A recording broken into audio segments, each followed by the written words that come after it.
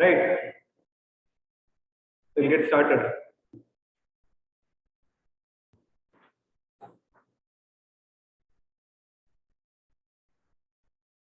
See, just for the sake of practice, I'm beginning it from the start.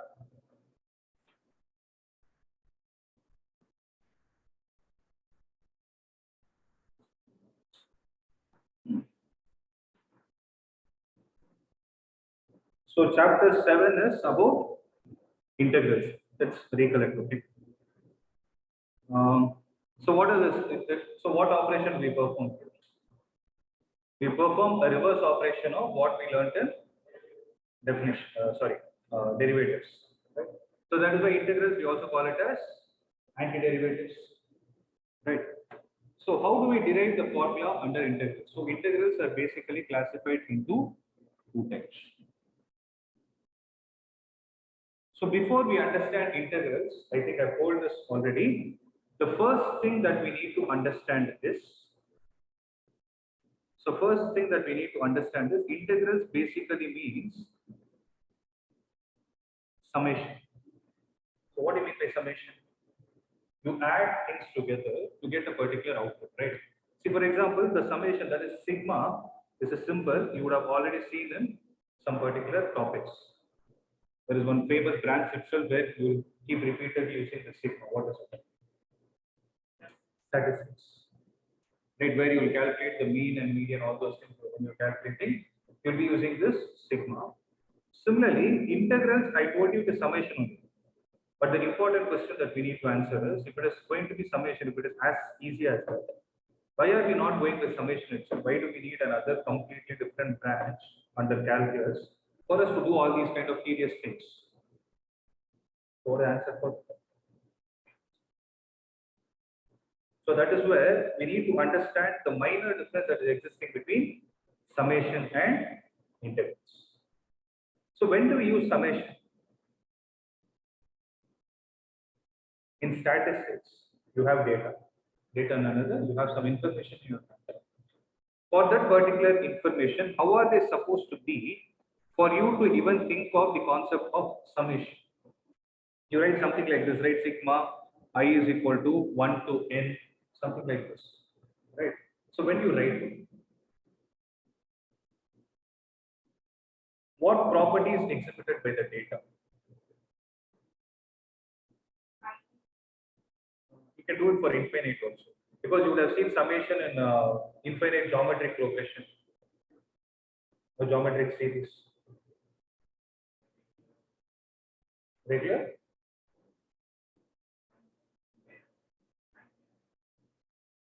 The way where you can manual. When can you add the manual?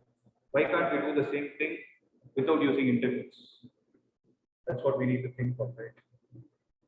There is a simple word that is there where we call it as discrete data. So what do we mean by discrete data?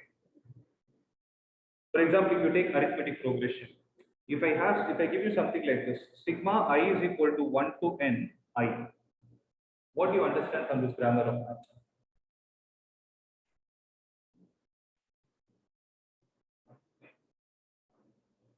So sigma tells you that you need to add something. So add what? Add the data which is discrete, where the data begins with 1 and ends with n, so that you write this in an expanded form as 1 plus you are writing because it is sigma. After 1, what do you write? 2, 3 plus so on till n, provided I tell you all those numbers belong to the natural number system. Because it goes under the assumption. So what did we do? Actually, indirectly we wrote a small statement for a very big expansion instead of writing in words. That is where math comes into picture, right? So actually, what did I do? I wrote sum of first n natural numbers. There's a format, all those things are different. N into n plus 1 by 2, all those things are different. But the question is, here I'm able to use summation, right? Right? If I have to use integral, will I be able to use it? Can I write something like this? Integral of I is equal to 1 to n, I is equal to, is it going to be the same thing? That is what we need to think of. Answer is no. Why? Because wherever integral comes into picture, First point to be noted, integrals is used for functions. Where are we using it? It is used for functions. That is why we call it as antiderivative. We say integral of a function. We don't say integral of a number or something like that. So integral derivatives, where do we use? Derivatives comes from the concept of limits. Limits comes from the concept of functions. Functions comes from the concept of relations. Relation comes from the concept of ordered terms. If you go in the reverse, all these things are what are related to this concept of calculus. So wherever you are using calculus, the first thing that you need to have in your mind is functions. And when you talk about a function, you draw a graph. Generally, how is the graph? It is continuous. That is what we would have discussed, right? If you recollect in the concept of checking the differentiability of a function. I'm not sure how many of you remember. Where does a function become not differentiable? When it loses its continuity. So we use the word continuous again and again. So continuous is a word which is used for functions. That is where the concept of integrals comes into picture. So the basic structure, I'm saying the basic format of mathematical grammar of how an integral should be written is something like this. And elongated is with a function inside it multiplied with the differential coefficient of independent variable. So how would I know which is independent variable? So if I write f of x, what is the independent variable? See, I write y is equal to f of x. This is the basic structure. So if somebody writes y is equal to f of x, you are understanding that they are speaking about some function. Right? In that y is equal to f of x, what does y stand for? It is a dependent variable and x stands for the independent variable. See, for example, I have y is equal to x square plus 2x plus 1. So y is a variable which is dependent on x, means I can substitute any value of x I want from its domain. That is the meaning of it. So integral of f of x multiplied with what? Multiplied with the differential coefficient of the independent variable. Integral of f of d of x. So this is the basic structure where you are replacing summation with an integral. I hope I'm clear, right? So next time if somebody asks you, will you be able to answer? Where do you use summation? When the data is discrete. Means you're adding 1 to 2, you're not adding 1 to 1.00001, you're not taking any value. After 1, you're concerned only about the next natural number. In between, the values are ignored. Whereas when you do the same summation with respect to integration, what will you do? You will add every minute value that is existing between 1 and 2. So infinite number of values are getting added. Here infinite is okay. Similarly, you have infinite series and summation also. But what is the difference? There it is infinite discrete data. Here it is infinite continuous data. And integrals are mainly used only for functions. Okay, so how do we get this integrals is what we need to answer. I told you, integrals are the reverse operation of whom? Integrals are the reverse operation of derivatives, right? So it is very, very simple. D by dx of small f of x. Okay, if I call it as capital F of x, what can I do? I can take this dx to the other side. So d of f of x becomes capital F of x into d of x. You able to understand?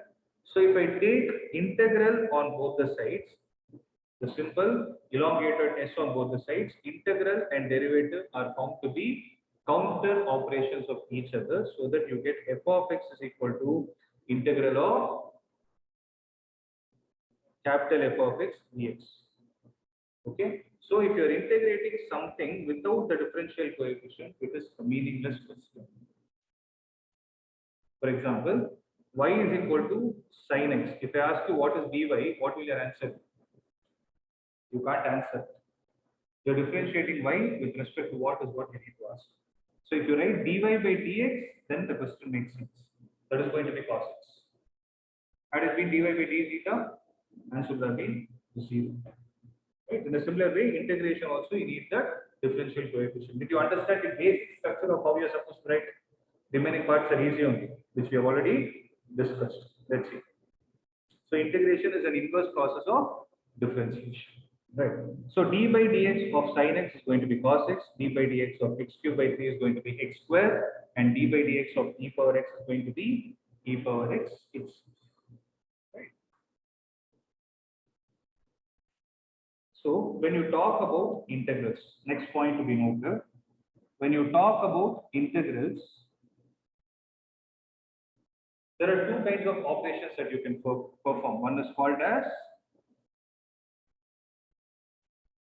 indefinite, and the second is called as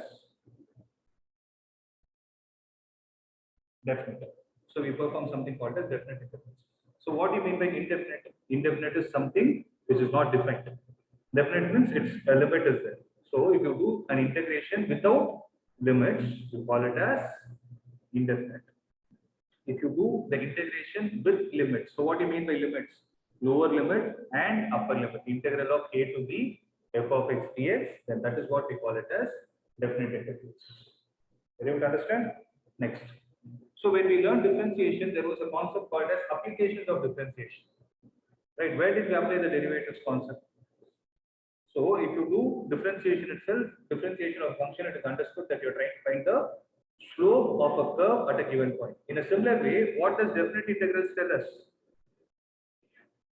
It tells us about the area under the curve. Yeah. So there are certain symbols and the phrases that are being used here. So how do you read it?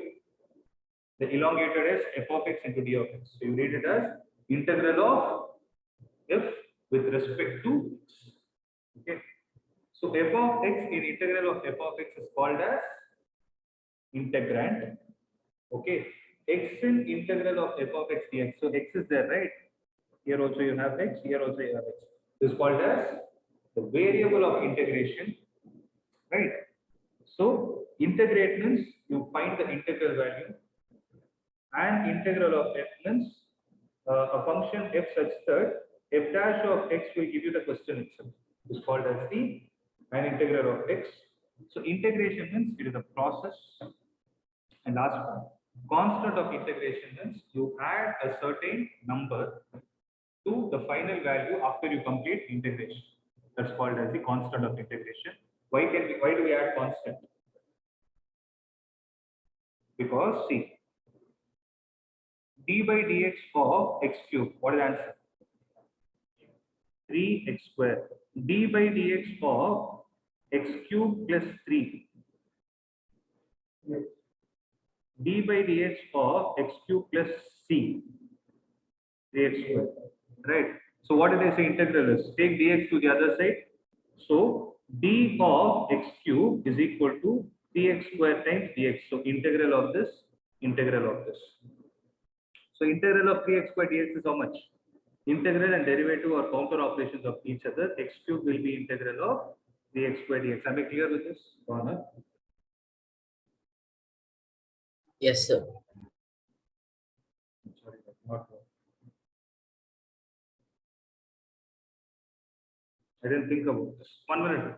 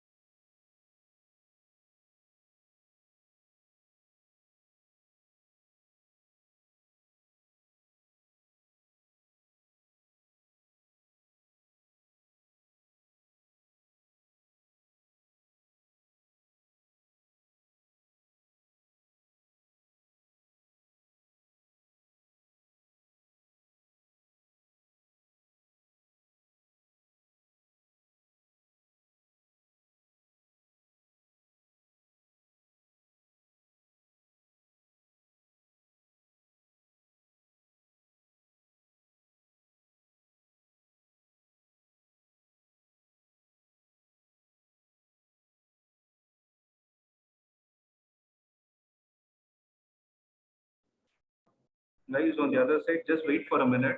Yeah, there is a power cut. Just wait for a minute. Okay. Yes, sir.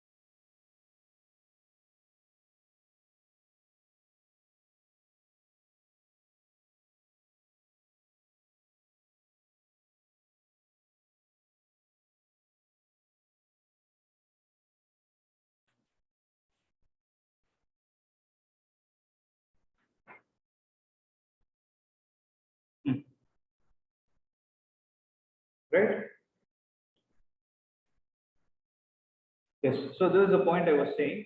Integral of dx cube is equal to integral of 3x square dx in the column. So integral and derivative are counter operations. So integral of 3x square dx is x cube. In a similar way, from the second equation,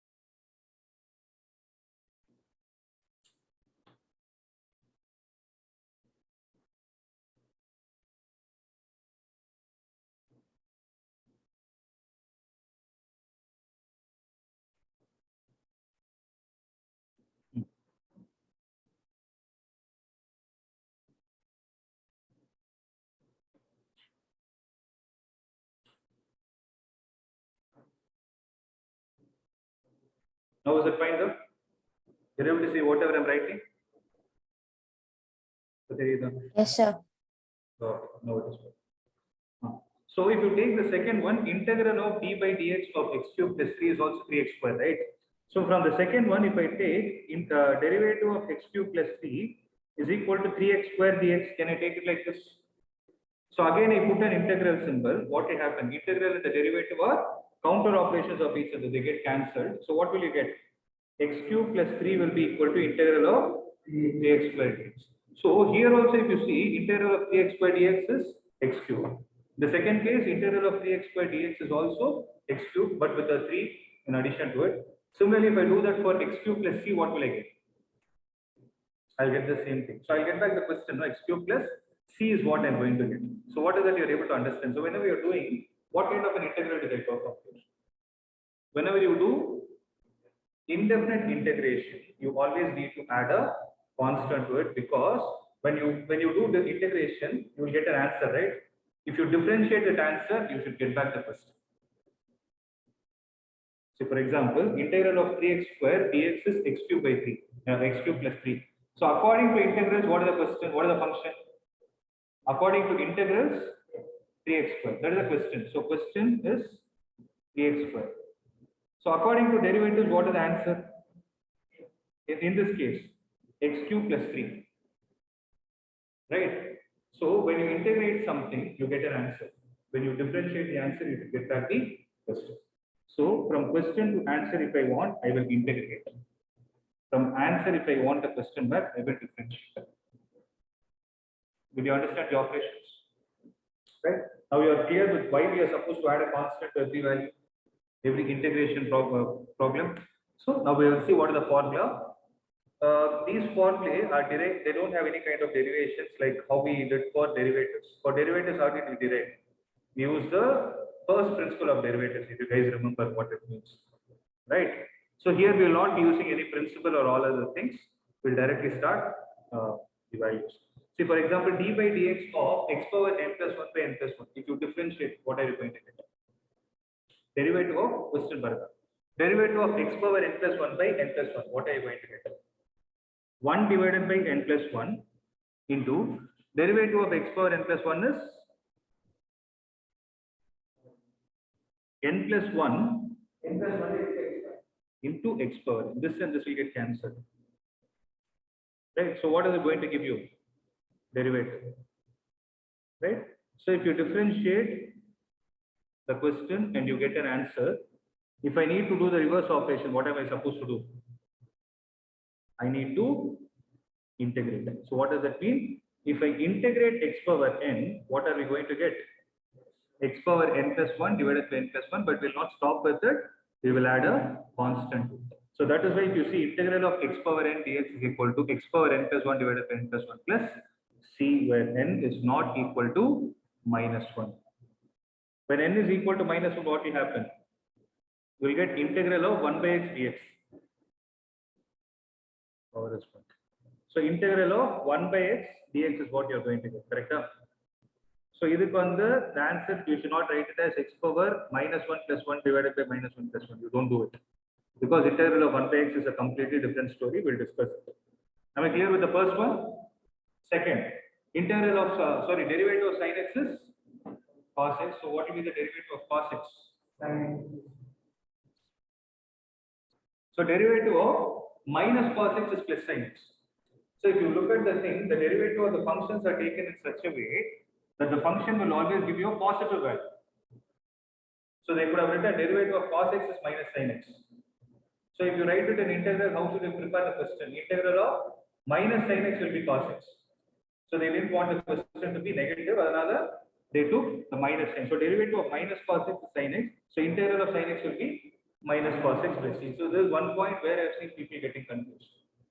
It is a very, very common mistake. They do it in a hurry or they don't know what happens. Because we do more of derivatives practice, people do a mistake. Integral of sin x, many people write as cos x simply, which is wrong. Okay, be careful. It is minus cos x. So derivative of tan x is secant square x. So integral of secant square will be tan x. Right. So derivative of minus cot x is cosecant square x. So integral of cosecant square will be plus cot x.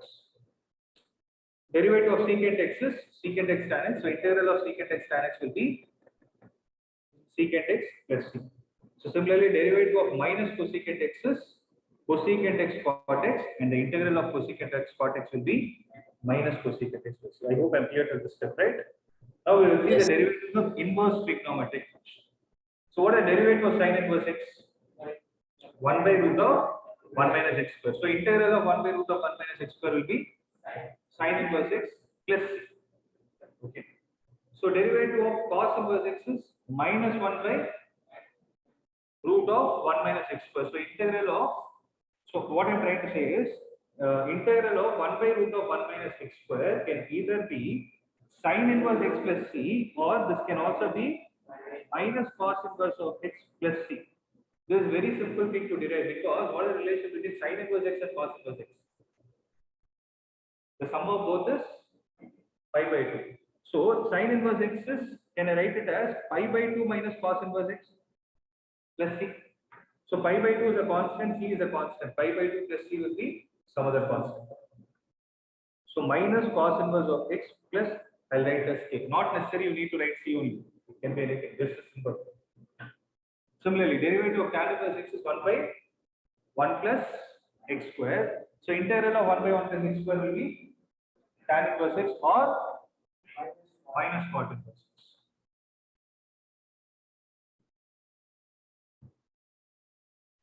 Similarly, derivative of secant inverse x is 1 by x into root of x square minus 1. Well, what will be the derivative of integral of 1 by x into root of x square minus 1? Secant inverse of secant inverse x plus c or minus cosecant inverse x plus c. Okay. So what is the derivative of e power x? So what will be the integral of e power x will also be e power x. Similarly, derivative of log of mod x, 1 by x.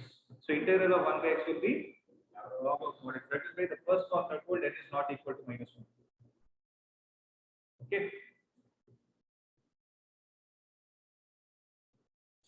It's torturing me today.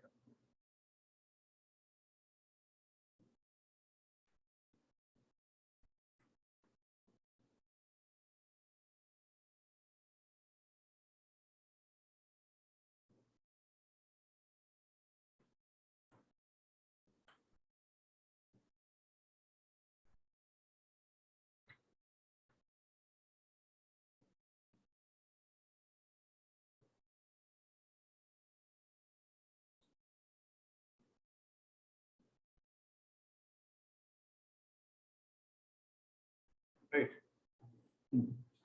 Similarly, what should we differentiate to get a power x? So do you remember the derivative of a power x?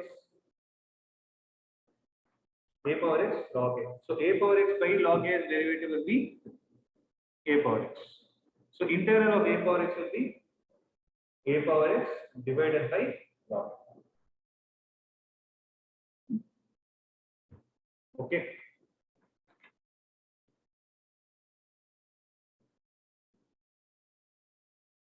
So these properties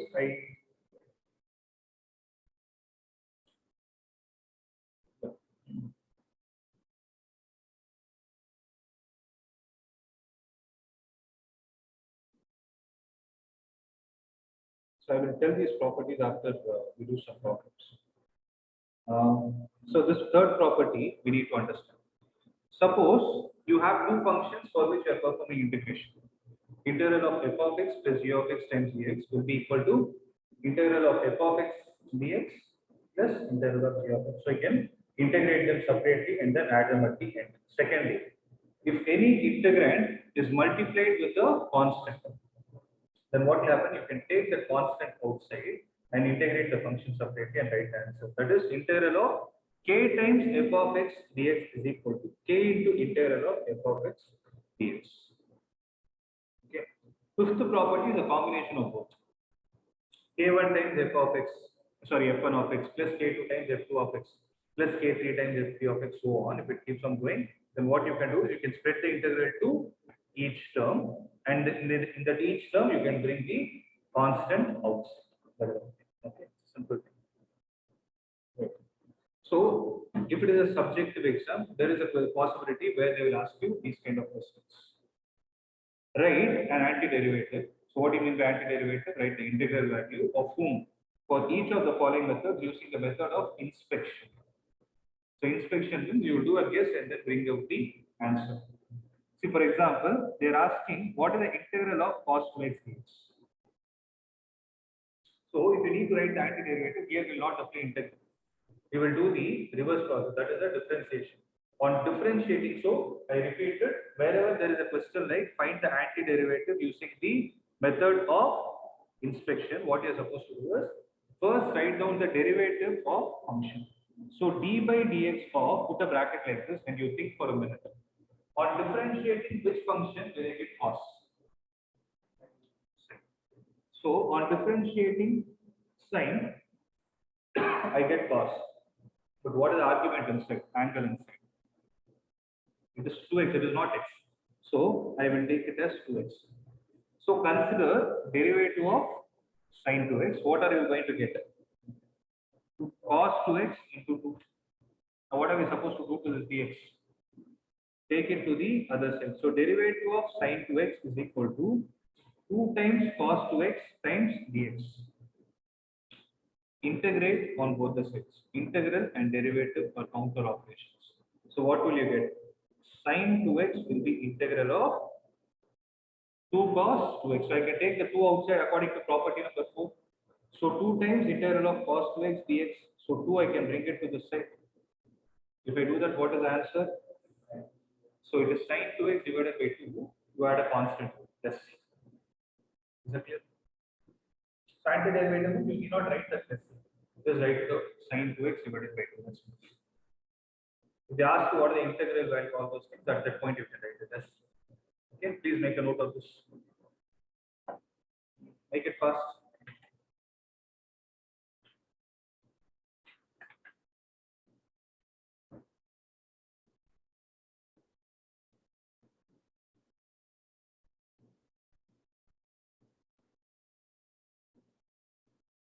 Students who are online, are you clear with everything?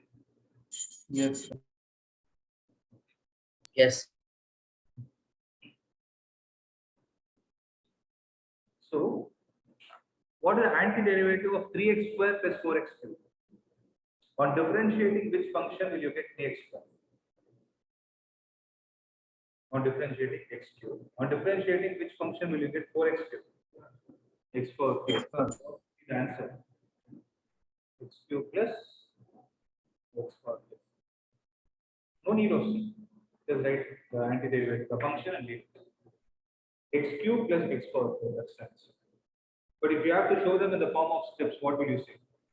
consider d by dx of, now you know the answer already. You have to show the steps, right? Consider the derivative of x cube plus x power 4. So what is that going to be? 3x square plus 4x cube. Take the dx to the other side. Then what will you get? X cube plus x power 4 is equal to integral of 3x square plus 4x cube times dx. So the antiderivative is x cube plus x cube. Right? So what is antiderivative of 1 by x? On differentiating, which function will you get 1 by x? Log of mod x. And the antiderivative will be log of mod x. They wrote one word C is one of the antiderivatives. Why did they write one of the antiderivatives? Because it can be log of mod x plus 1, log of mod x plus 2. It can be anything. Okay. Next. Sir, why is it log of mod x and not log x, sir? Generally, you write it with the mod x because there you need to have a positive number. Log will not take negative. That is the reason why. Okay, sir. Because its domain is such. So integral of x cube minus 1 divided by x square times dx. How to do this? And one more important point I already told you. You should always, whenever you're doing integration, right, you should always ensure that the denominator is eliminated. You should not have the denominator. Right. So if that is the case, integral of, I will split x cube with x square minus 1 divided by x square times dx. So x cube by x square is x minus 1 by x square times dx. So this will be integral of x dx minus integral of 1 by x square times dx. So what is integral of x dx? X square by 2 minus integral of 1 by x square is minus 1 by x. Because on differentiating 1 by x, I get minus 1 by x square. So answer will be x square by 2 plus 1 by x plus c.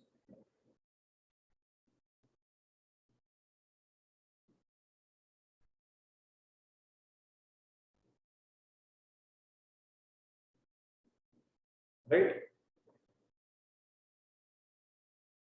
So you people try for integral of x power 2 by 3 plus 1.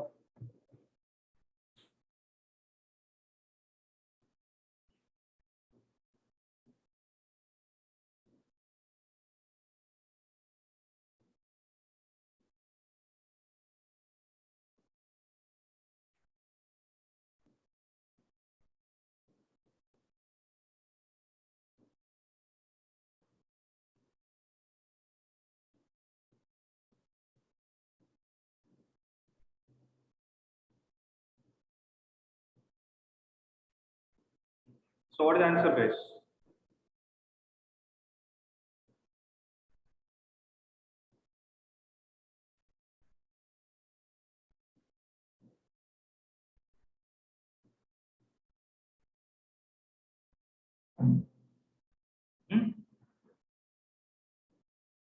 Fraction is confusing you.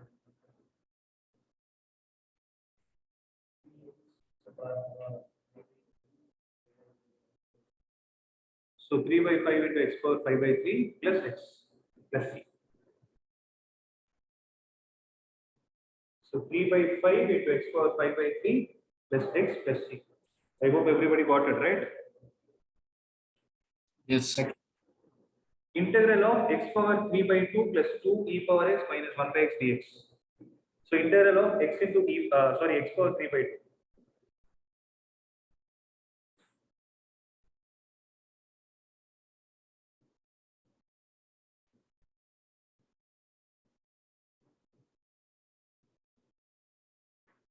Integral of x power 3 by 2.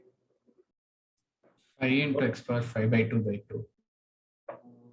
5 by 2 into x power 5 by 2. x power 5 by 2 plus 2 e power x minus log of mod x. So I said it's 2 by 5, sir. It will be 2 by 5, yeah. Because the fraction and the multiplication factor should be reversed, 2 by 5. So whenever you have fraction, right, the logic is very simple. If it is x power 5 by 2, then the coefficient will be 2 by 5. Similarly, observe the previous problem, x power 5 by 3 here. But what was the multiplication factor? 3 by 5. It will be the reverse of the reciprocal. Okay. Find the following integrals. Integral of sin x plus cos x. Very simple problem. Do it fast. Integral of sin x minus cos x plus sin x. minus cos x plus integral of cos x is sin x. So minus cos x plus sin x plus c. Simple problem.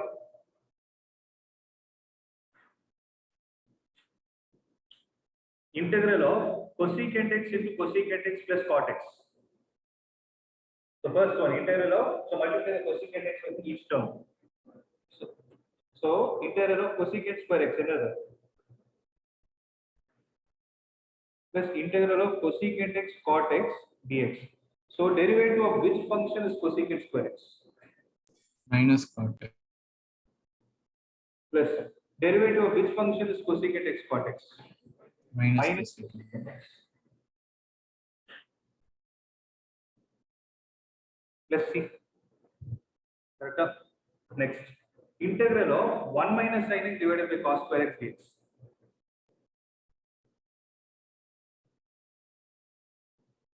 Will be 1 by cos square x minus.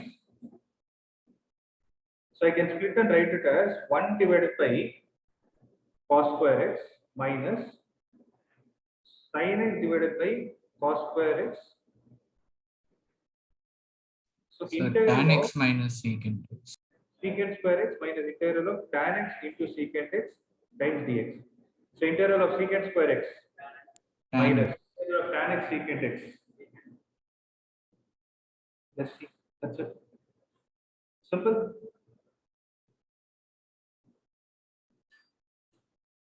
Next. Fourth one is an important problem.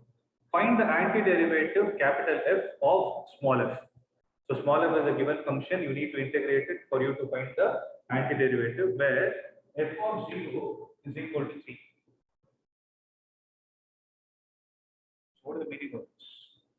So find the antiderivative of f of x is equal to, so capital F of x is equal to integral of small f of x dx. Can I write it like this? Right. So capital F of x ever integral of 4x cube minus 6 times dx, it will be x power 4. Why did I write x power 4 directly? Because 4 into integral of x cube will be x power 4 by 4. The denominator and the multiplication factor will get cancelled. Minus 6x plus c. This is capital F of x. But what did they give? They are told f of this capital F of x. F of 0 is equal to 3. If I put 0 here, what will I get? F of 3 is equal to c. Because this will be 0, this will be 0. If I put 0 in the place of x, then both the values will be 0. So c is equal to 3. What is capital F of x then? X power 4 minus 6x plus 3.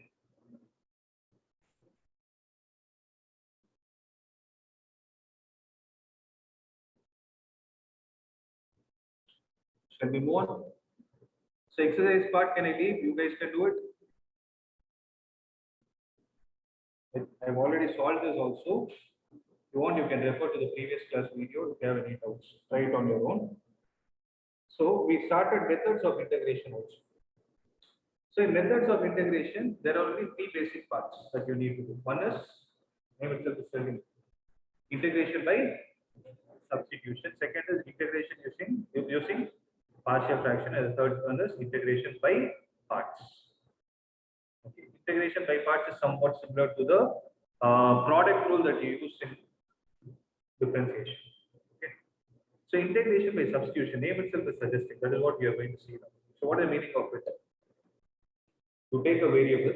So if suppose you want to simplify the function, for example, if I ask a question, integral of sin x, what are you going to tell? Integral of sin x is minus cos x plus c. If I put the question as integral of sin 3x, is it minus cos 3x plus c?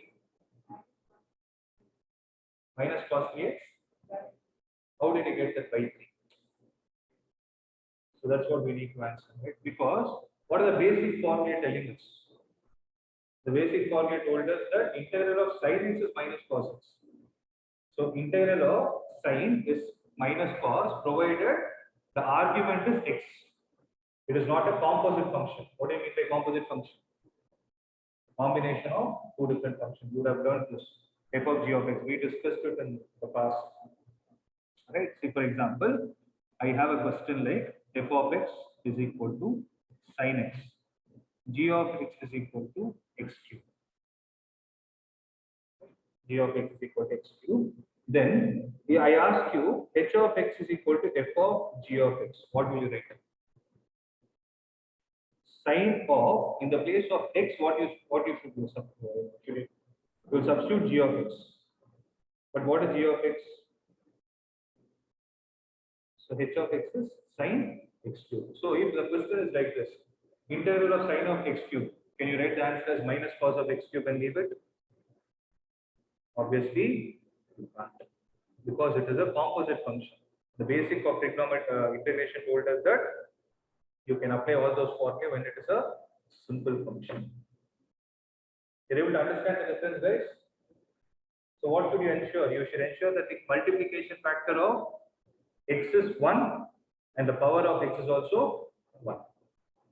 If there is any deviation in these two parameters, you need to start going with either the first or the third. Okay, but the basic of solving any integration comes from the knowledge of substitution. So what do I mean by substitution? I need to substitute one variable with another. Question is, how will I think? How will I know if I look at that question? Yes, I need to integrate it by substitution. Because this question I know I can integrate it with respect to, but by normal method itself. How will we know? So I gave you the hint already. When will you use the integration by substitution method? When you have a composite function. Have that in your mind. Okay. Like you see. For example, integrate the following function with respect to x. Integral of sin mx. Okay. So what are we supposed to do? What is it? It is a combination of two different functions. What is it? Sin x and mx. So which is making it a composite function? Mx, right? So take that mx and assign it to some other variable. So these are the steps to be followed. So steps. Assign mx to t. Okay.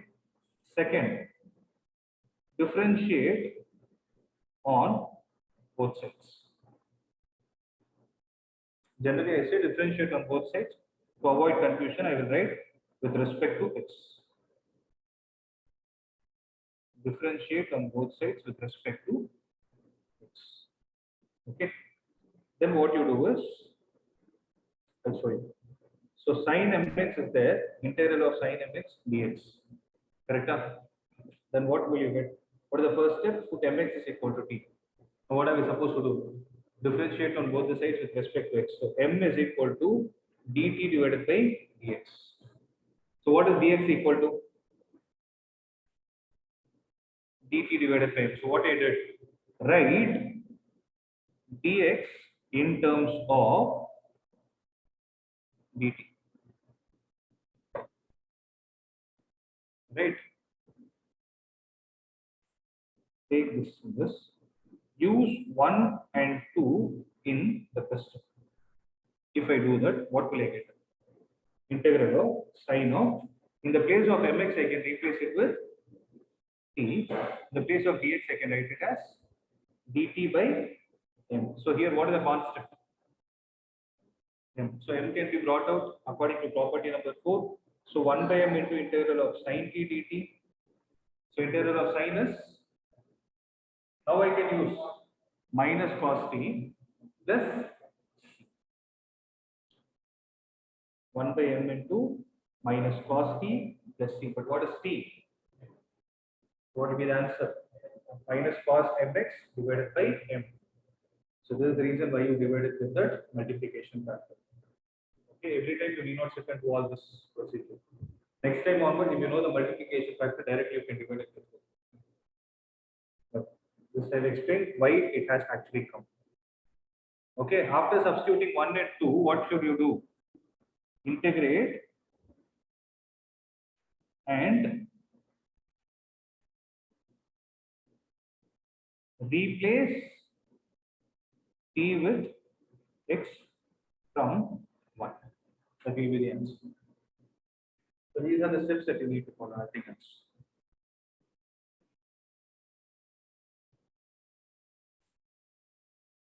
Right? We'll do one last problem and then we can wind up. Second one, integral of 2x into sine of x square plus 1. So integral of 2x into sine of x square plus 1. So what are we supposed to do?